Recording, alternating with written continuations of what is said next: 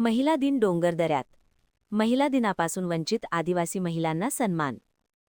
येवला तालुक्यातील ग्रामीण भागात राहणाऱ्या सामाजिक जाणीव असलेल्या ज्योती पदारे यांनी आंतरराष्ट्रीय महिला दिनानिमित्त एक प्रेरणादायी उपक्रम राबवला.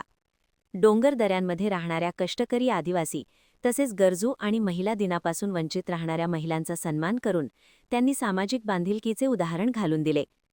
ग्रामीण व दुर्गम भागातील अनेक महिलांना महिला दिनासारख्या उत्सवात सहभागी होण्याची संधी मिळत नाही.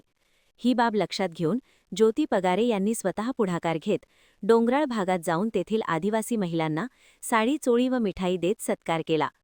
या उपक्रमामुळे सन्मानित झालेल्या महिलांच्या चेहऱ्यावर आनंद आणि समाधान स्पष्टपणे दिसून येत होते.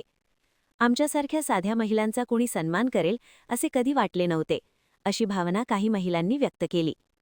याच डोंगरदऱ्यांमध्ये जाऊन महिला दिनाचा आढावा घेतला आहे. आज जागतिक महिला दिन आहे.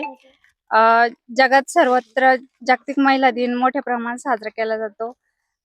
आज हे पूर्व भागात खेड्यातील महिला आहे. जागतिक महिला दिन शेतमजूर शेतकाम करणाऱ्या या महिलांबरोबर आम्ही महिला दिन साजरा करायचं ठरवलं. त्यातून छोट्या मुलांना दप्तर, वह्या, पुस्तक, मिठाई वाटप करून महिलांना साड्या देऊन त्यांच्यातच आनंद व्यक्त करायचा आणि जागतिक महिला दिन साजरा करायचा ठरवलं. आज 8 मार्च जागतिक महिला दिन. जागतिक महिला दिनाचे आपण विविध उपक्रम पाहत असतो आणि जागतिक महिला दिनानिमित्त उच्च शिक्षित महिलांचा मोठ्या प्रमाणात सन्मान देखील केला जातो. परंतु आम्ही येवला तालुक्यातील पूर्व भागामध्ये सामाजिक कार्यकर्ते आदरणीय ज्योती पगारे यांच्या समवेत आलेलो आहोत आणि ह्या ठिकाणी आल्यानंतर अक्षरशः मन माझं हेलावून गेलेलं आहे.